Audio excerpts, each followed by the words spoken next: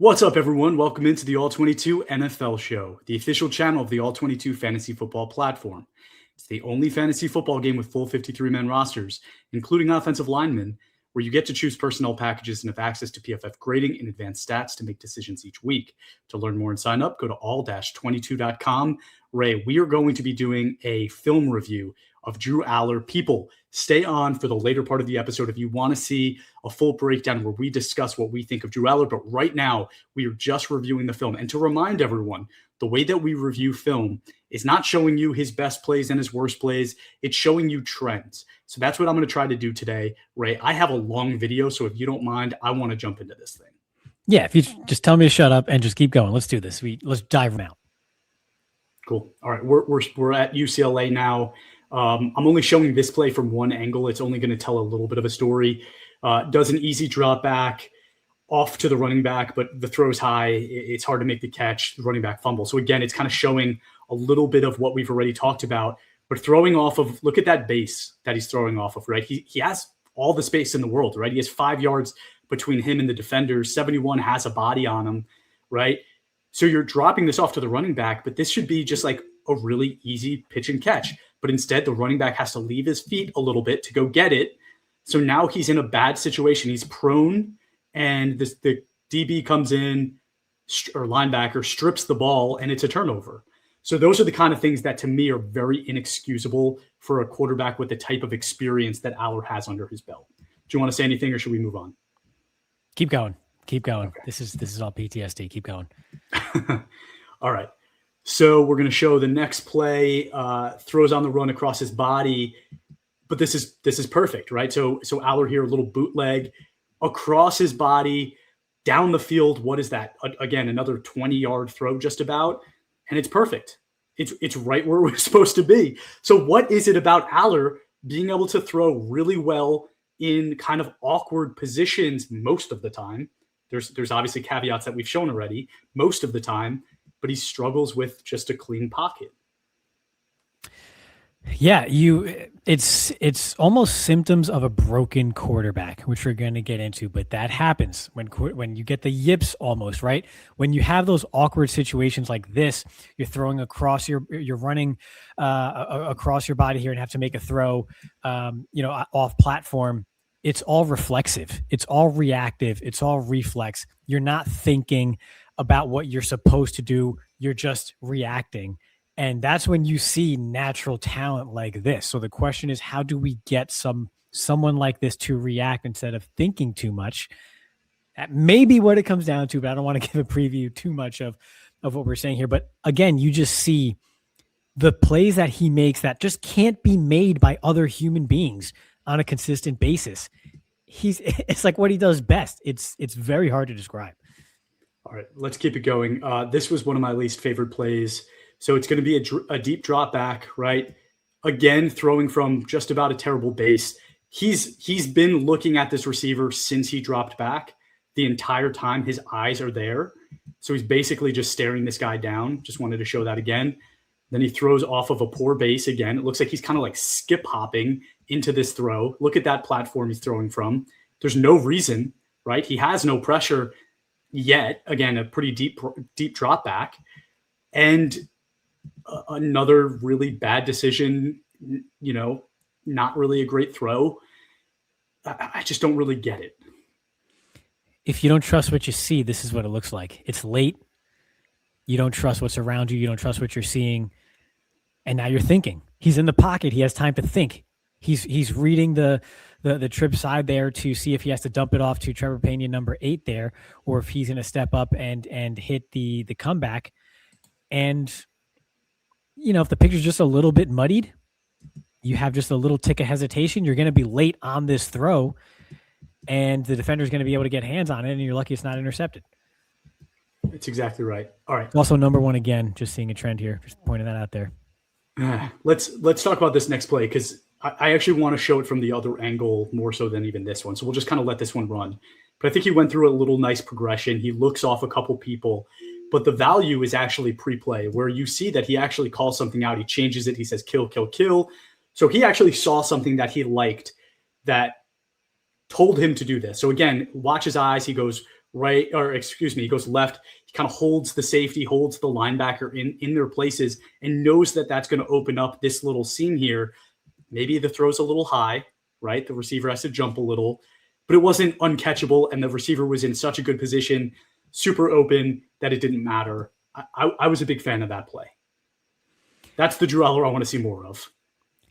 They might already be down double digits at this point, and going back to what we said during the Oregon game, they're opening things up a little bit and not trying to be so structured. And this is what happens when he's thinking less and doing what he's comfortable with. I think this might be a trend here. Yeah, let's watch the next play right after this. Again, just seeing his eyes there, I really like that. And then the fact that he changed that pre-play was great. This is another one, clean pocket, and goes through his progression the way I want to see him do that, right? So his eyes are all the way to the left, looking deep. They go center, they go right. He sees it, he hits it perfect, right? Right in the breadbasket. The receiver actually is putting his arms up because it hit him square where he should have been hit. The tight end coughs it up. That's brutal. That's absolutely brutal. But I really like this play for Allar, and the results of the play, not necessarily his fault, right? And if you were to go back, I'm not saying you have to, because I know we're fighting with our editor here, but if you were to go back to the wide view at the point of the catch and just look around at everything else, right? Let it run for like a half second. Even it's fine. There is nobody else open anywhere. Everyone else is completely plastered. So we had one option here, which was that dig. There was nothing else. If he doesn't have his timing down and is able to drive on this pass, there's nothing else. So we have a play, just to summarize. One player's open, which he hits right in the chest, Luke Reynolds. Nobody else is open. And then the player who catches the ball fumbles and turns it over.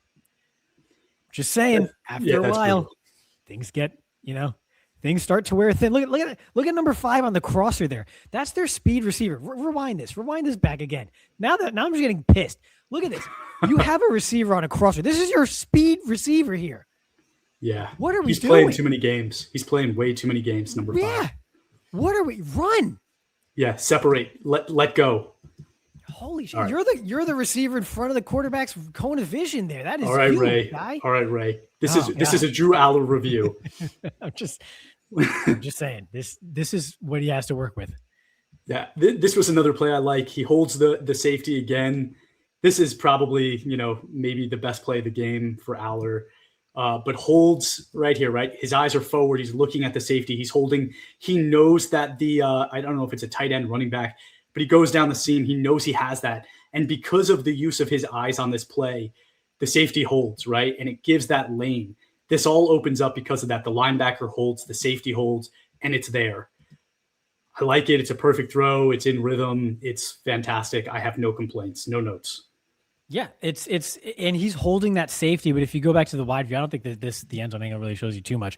If you go to the wide angle, he's holding the safety, but he's actually reading the backer. I believe that's number 6. Goodness gracious. Here we go. Yeah. So he's actually reading this backer right here. No, I believe that's number 6.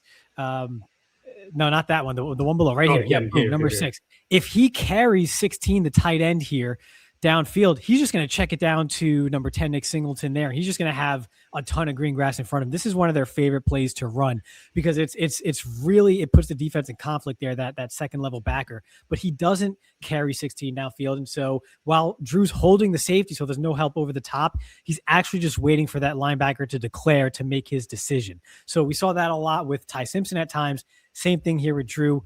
Once the backer doesn't carry upfield, it's a nice, easy throw for Drew. And all he has to do is hit him in stride. And this is also, I believe, like fourth quarter. They're down multiple scores here. Another theme. Yeah. Okay, let's go to this one. I only show one angle of this play.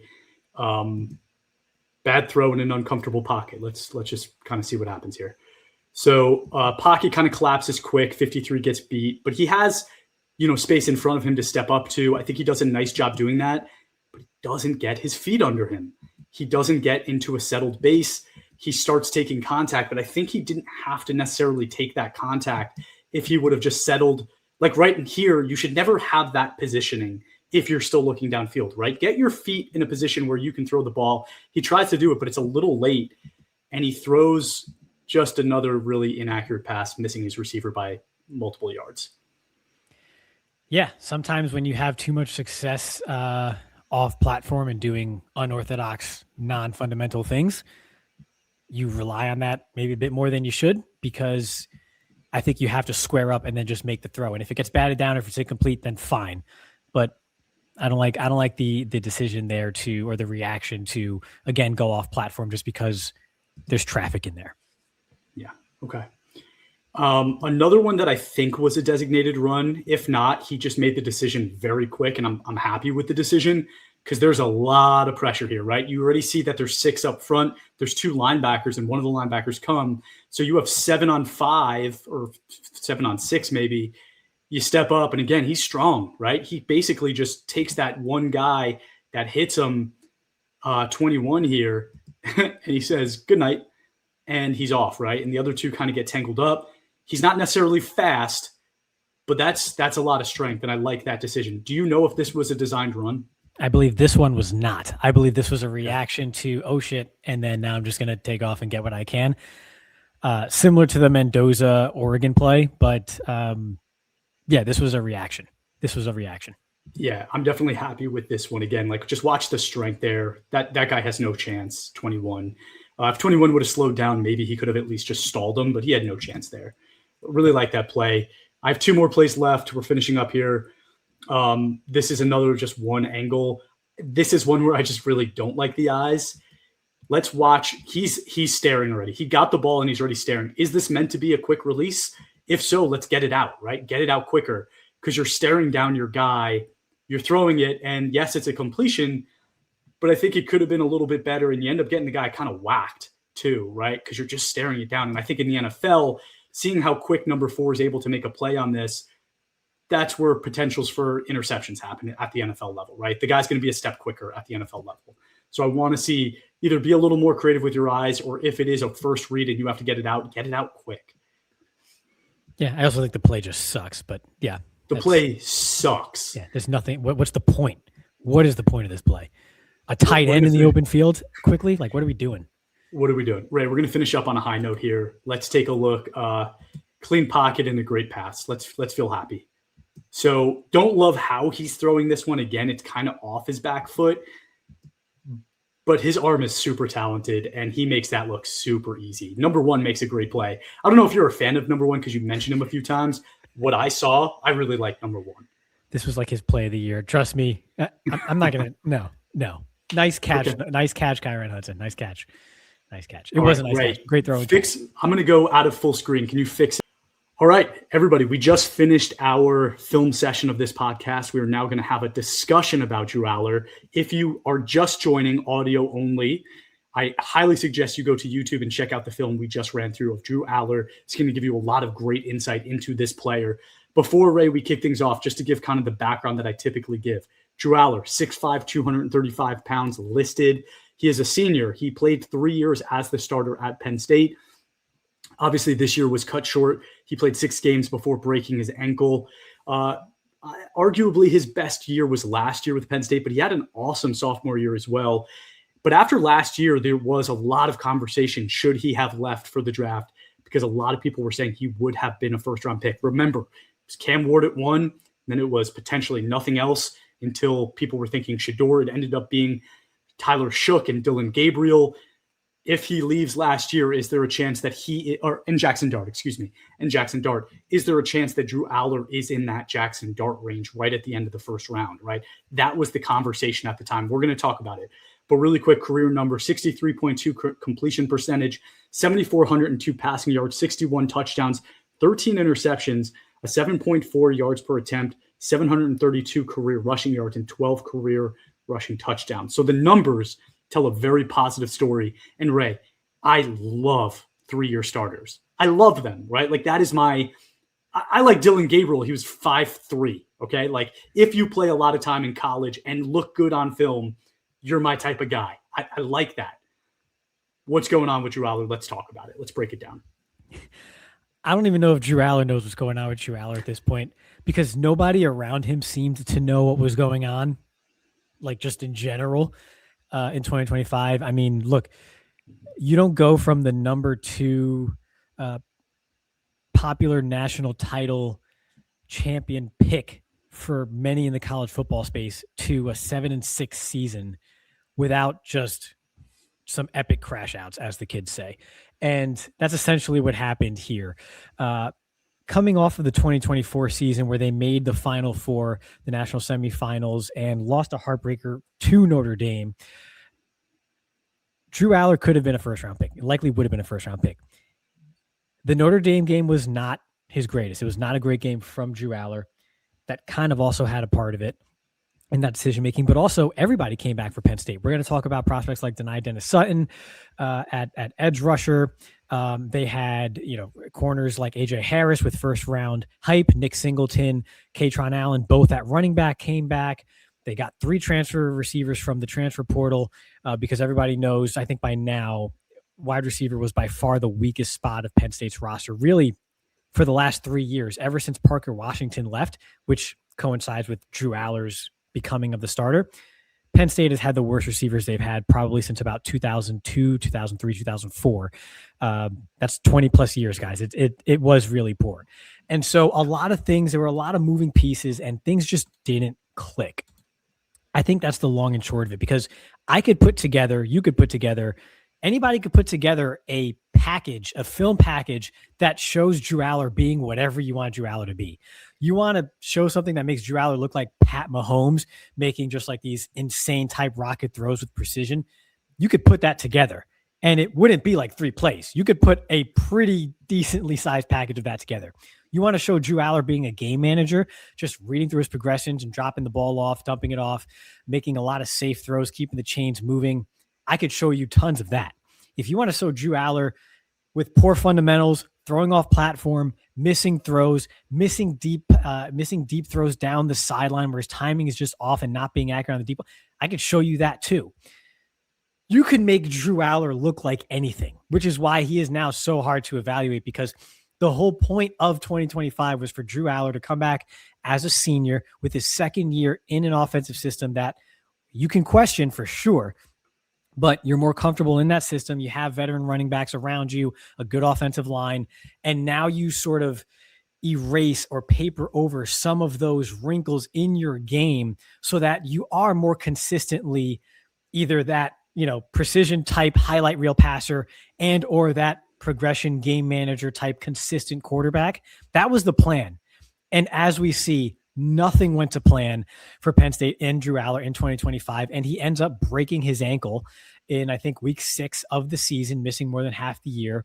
He just resumed throwing over the last couple of weeks. I believe he's going to throw at the combine. But none of the questions that anyone had about Drew Allar that they wanted to see answered in 2025 were answered. And so now we're left here just saying, well, now what do we do? Instead of a decent taste in your mouth coming off of a semifinal run, contending for the national championship in 2024, you're just sitting here going, everything fell apart. Will the real Drew Allar please stand up? We don't know who it is. We just don't. Ray, I asked you before this podcast to send me the 2 games that you thought best told Drew Allar's story, right? And I was kind of expecting a really positive game and maybe one that was a little bit more rough. I watched it, I went through, and then I texted you and I said, which one was the good one? And are we still going to be friends after this podcast? Like I felt bad at kind of how I had to break it down because, and I have to, right? Like I have to tell the people watching this the true story of Drew Allar because I think it's important. But I also recognize like there's a lot of positive to this guy's game. Like you said, like there are several plays I'm looking at this going, the only quarterback in the NFL that does that is Patrick Mahomes, right? Throwing off platform, cross his body, weird arm angle while getting hit, taking it well, receiving the hit, and still making an accurate throw. Patrick Mahomes, I think, is the only quarterback in the NFL, correct me if I'm wrong, that does that. Drew Allar can do that. Don't know anybody else that can. But then there's this other side, which is just, do you know how to play football, right? And if you told me that him and Ty Simpson were flipped, right? Drew Allar only played 1 year of starting football at Alabama, and this is what it looked like. I would say draft him top 10.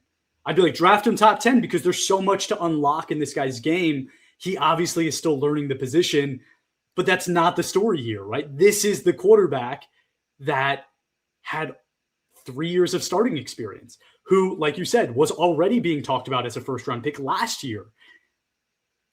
I don't know what to make of it. I do have some theories, right? I've kind of spoken to you about it before. Is it a Penn State issue, right? Did they not know how to develop quarterback play? Because we've seen Christian Hackenberg and Mick whatever your buddy Trace McSorley. McSorley. You were chumming it up with him a couple of years ago. He's a great guy. I'm just saying, like, these are guys that I think were very highly rated prospects out of high school that we expected after 3 years of quarterback play at Penn State would be no-brain first-round picks. And here we are, ready to see this happen. And yet again, that quarterback is likely not going to live up to the hype. So is it a Penn State problem, essentially? Well, Penn State has a brand new coaching staff. So it may be a James Franklin problem, which I hate to say because it gives like credence to a very low-hanging fruit Twitter argument. But the thing about Drew Allar is he never really found his flow state. He never got into a steady state. He's still trying to find that rhythm. I'm not just talking on the field as a player. I'm just in general, like in the building, like this heading into 2025. Drew Allar was in the football building 15 to 16 hours a day, every day, like just nonstop. Like he became obsessive. And it was pointed out that it was like an unhealthy type of obsession with what needed to be done. And I think the weight of expectations really hurt everyone in the building. It starts from the head coach down. And Drew was never really equipped to handle that. Prior to that, he had offensive coordinator Mike Yurcich in 2022 and 2023, who Mike Yurcich is a pretty good mind. We watched Sean Clifford at Penn State, and we liked a lot of the passing concepts that they were doing. We were studying guys like Jahan Dotson and Theo Johnson. We liked what they were doing on offense conceptually. So from that standpoint, it was a fit. But off the field and everything else, there was a lot there that just wasn't really meshing personality-wise. So in comes Andy Kotelnicki, who just it drums up just any trick play you could possibly imagine. The whole Tyler Warren snapping the football, running down the field, and catching the pass on the same play, like creativity out of this world. But sequencing, rhythm, knowing when to dial it back and forth, and actual just standard passing concepts, core concepts that you can rely on, was zero.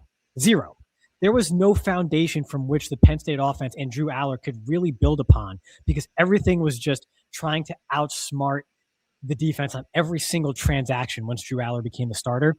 That's not how you develop a quarterback. You got to develop that core foundation first.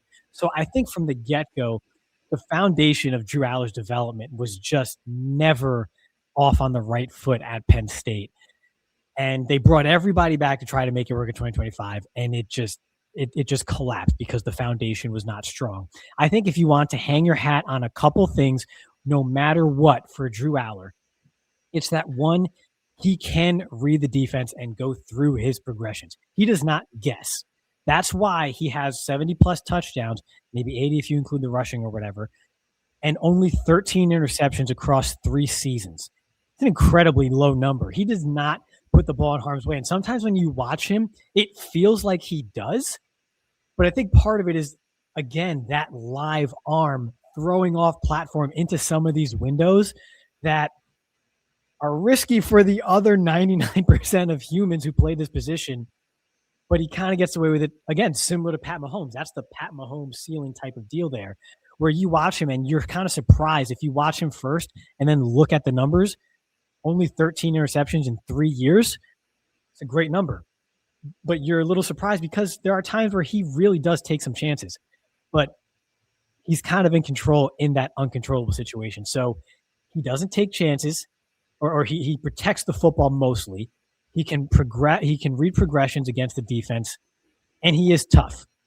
When he gets behind and he runs the football, he takes on contact, he breaks tackles, he falls forward. this is a tough quarterback. When he broke his ankle to end his season, he walked on it off the field. Like his ankle was dislocated.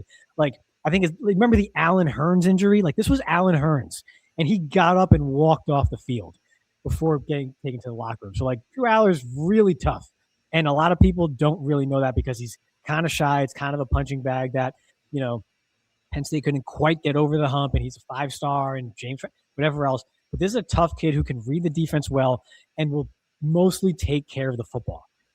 That seems like a great foundation to work off of, right? When you consider 6'5", 240 pounds, and a huge arm.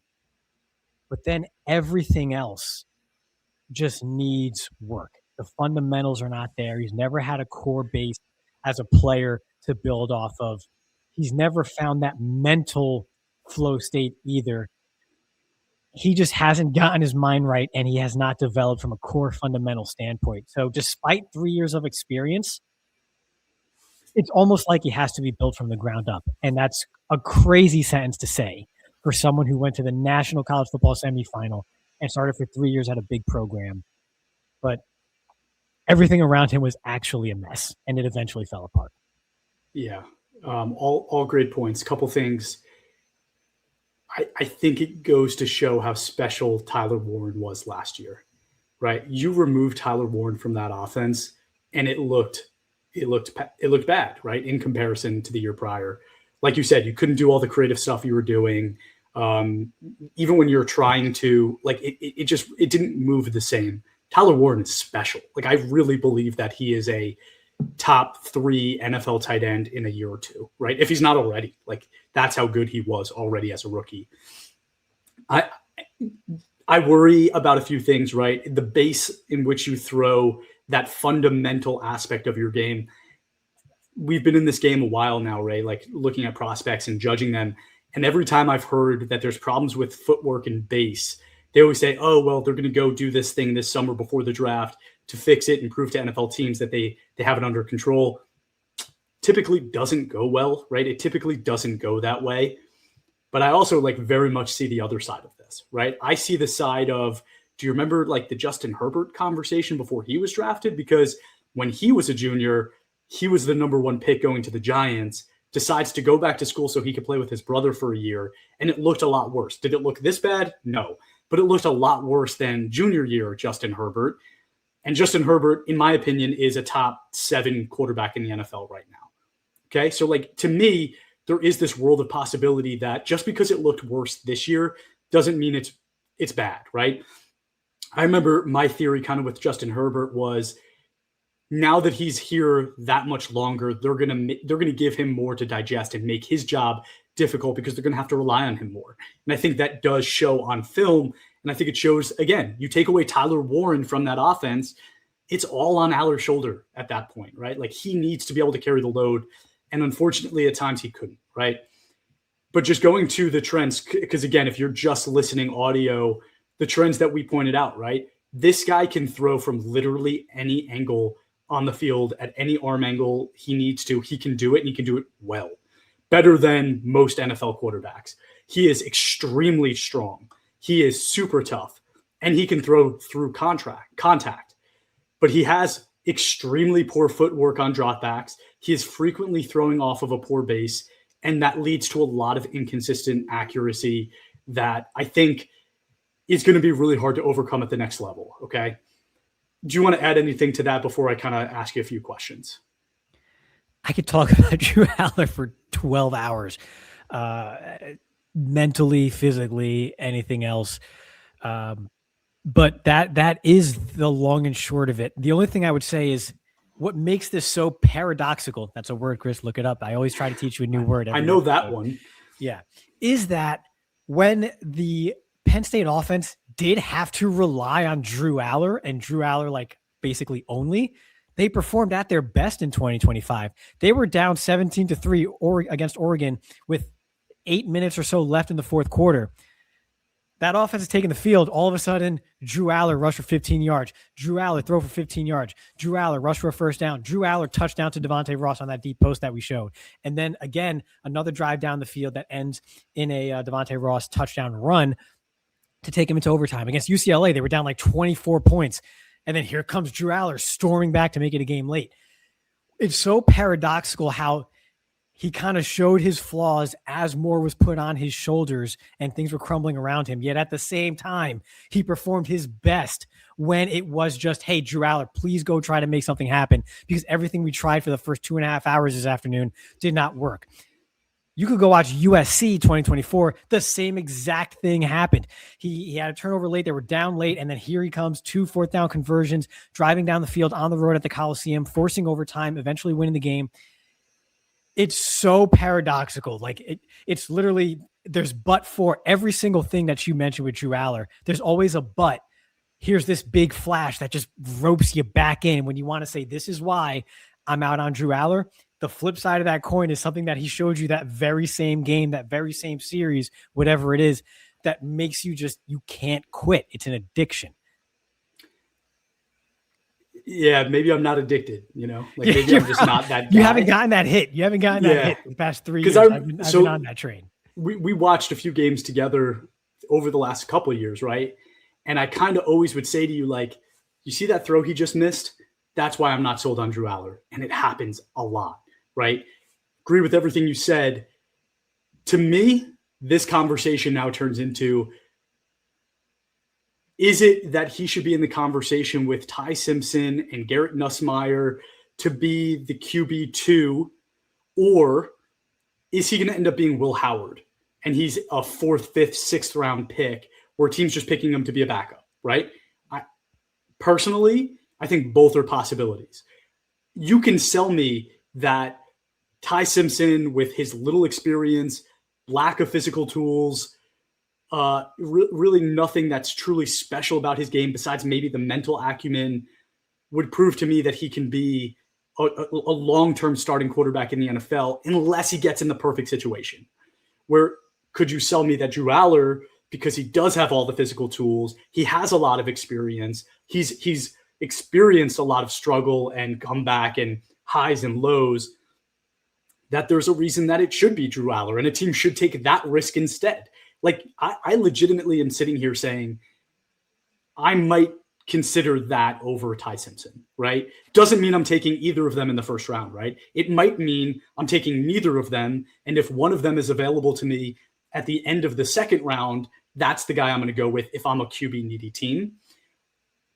I have another situation too that I like, but let's address this one first. And real quick, the reason I mentioned Garrett Nussmeier in that 3 is because I do think there's going to be a lot of teams, because we did a film review already, and I think we were both pretty underwhelmed with Garrett Nussmeier, but there was supposedly some shoulder injury stuff. So, like, are we just going to totally disregard his previous play because of a shoulder injury, right? That's what happened to Baker Mayfield, and look how that turned out, right? But there's the shoulder injury, but we're also like, this is a coach's son who has serious mental acumen, can run an offense extremely well, can do the little things really well. And a team might just fall in love with that, right? And say, yup, to me, that's the safest option. He's got the experience. He can do what Ty Simpson can do, but maybe this year just wasn't his year, right? I think there's a story there as well. But to me, the story is those 3 guys. Yeah, and it becomes, are you chasing ceiling or not? Because, and here's the thing, our jobs are not on the line where we get fired if we don't produce a result in 2 I might fire you, dude. You don't have it in you to fire me. You're not made of the right stuff. Okay. Garrett Nussmeier's 24 years old today, okay? Drew Allar is still 21. He'll be 22 in a month. So I think it's safe to say the only one of these 3 prospects with a ceiling, with a game-changing ceiling, is Drew Allar if it hits. Do you draft a quarterback to be quarterback 18, to be quarterback 20 in the NFL, maybe quarterback 15 in a good year or in a good run?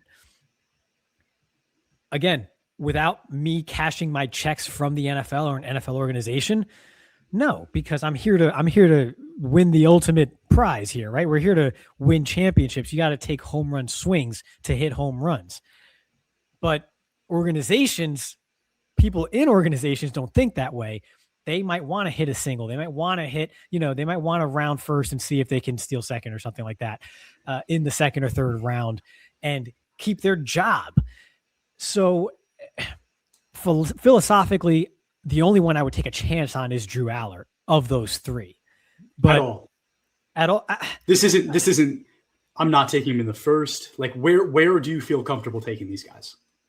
Comfort is a strong word with any of these guys.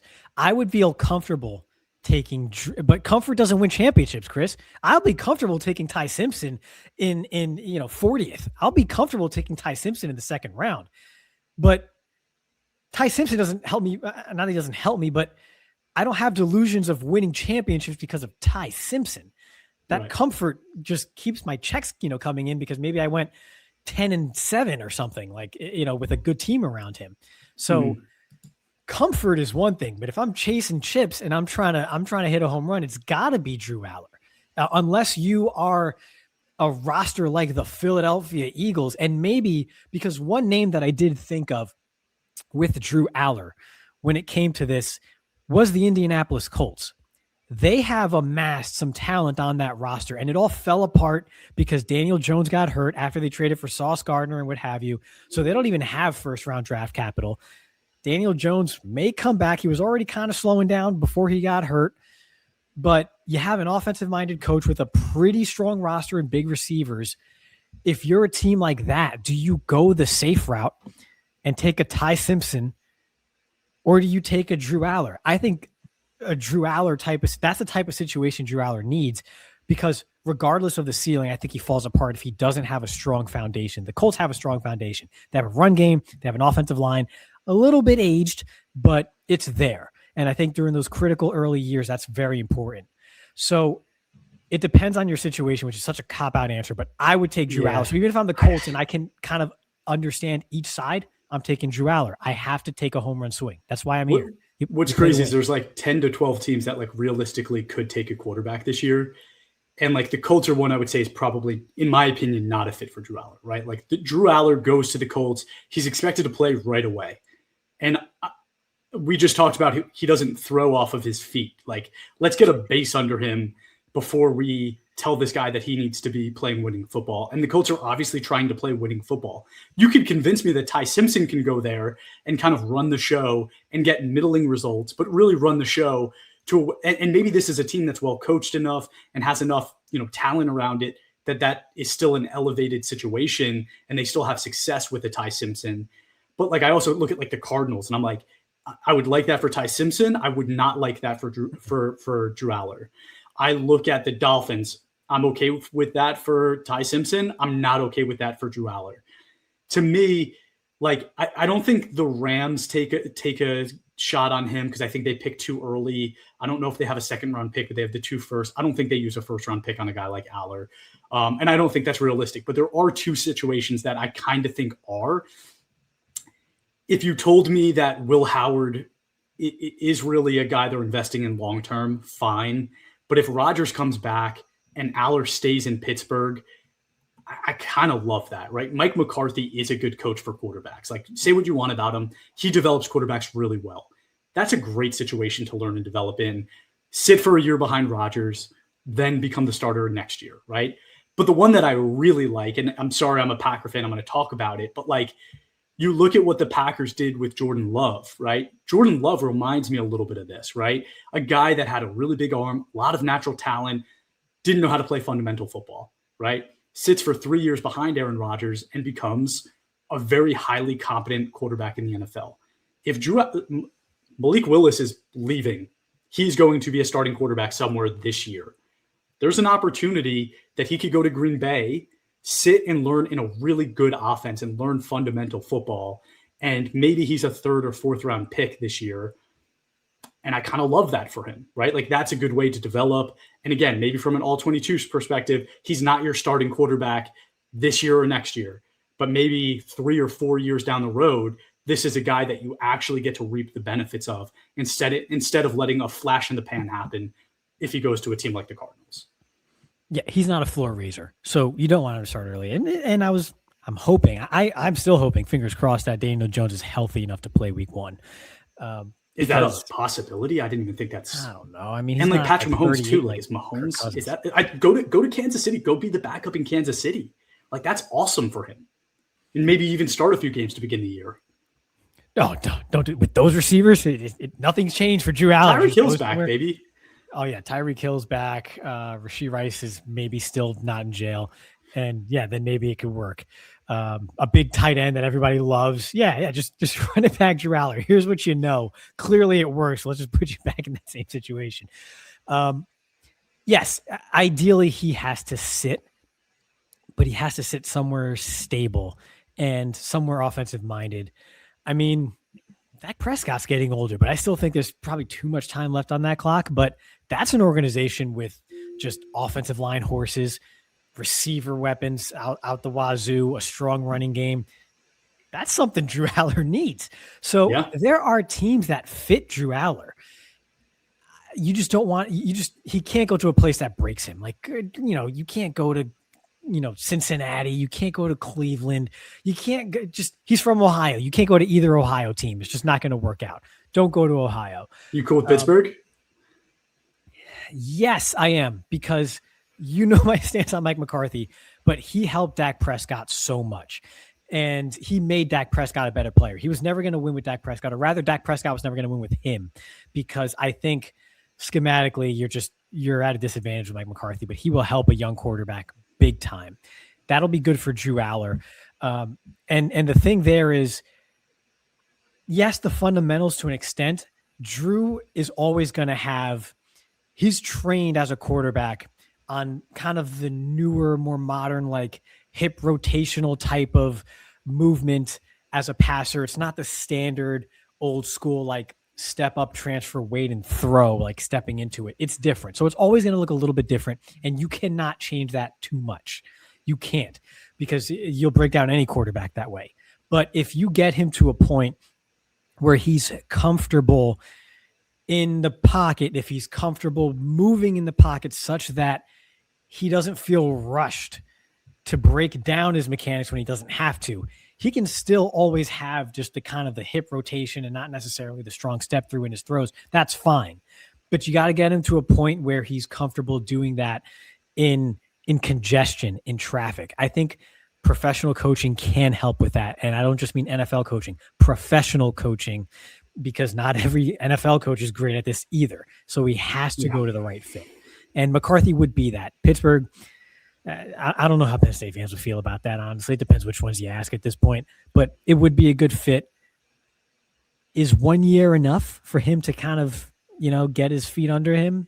Because it's a lot for today's NFL. That's the thing. It's like getting 1 year is generous in today's NFL. Yeah, you're right. You got to, at a certain point, you got to grow up. And I think that's the thing. Like I said at the start of this, Drew never found not just a rhythm on the field, but off the field, he has not yet found that flow state of how to work, because he works, he puts in the work, but how to work and prepare and the right kind of buttons to push. It just never happened for him. It just too much changeover at offensive coordinator, just too much non-foundational core concepts in that football building in college for him. He never got that foundation. He has to get the foundation as a professional and as a player. And if you only have 1 year, you should probably do it under someone like Mike McCarthy. I can't believe I'm saying that, but yeah, someone like Mike McCarthy. But again, someone offensive minded that has a strong base offensively in place. And I only say the Colts because they have that foundation in place. I don't want them to play in 2026. I just don't. So Pittsburgh, Dallas, Indy, you mentioned a couple other teams there, Green Bay. Yeah, Green Bay fits, like you said. I don't know if he ever plays there. Jordan Love is still young and on that contract. But a place like that. I think we've seen enough quarterbacks like Sam Darnold and Geno Smith and those guys that go sit for 2 or 3 years behind capable starters in a really good coaching situation. And then they leave and find something. Malik Willis, right? Like go find an opportunity for themselves. That's a realistic thing here. And especially if you're not a first round pick, like you're only under control for 3 years. So you can leave after 3 years and get an opportunity somewhere else if you've done enough, right? And in Green Bay, Malik Willis had opportunities, right? So that happens. Quarterbacks today in a 17-game schedule, they get hurt. So there's always going to be opportunities for these guys to show off their skill throughout, the 3 years where they play a game or two here and there. So I do really like that for him.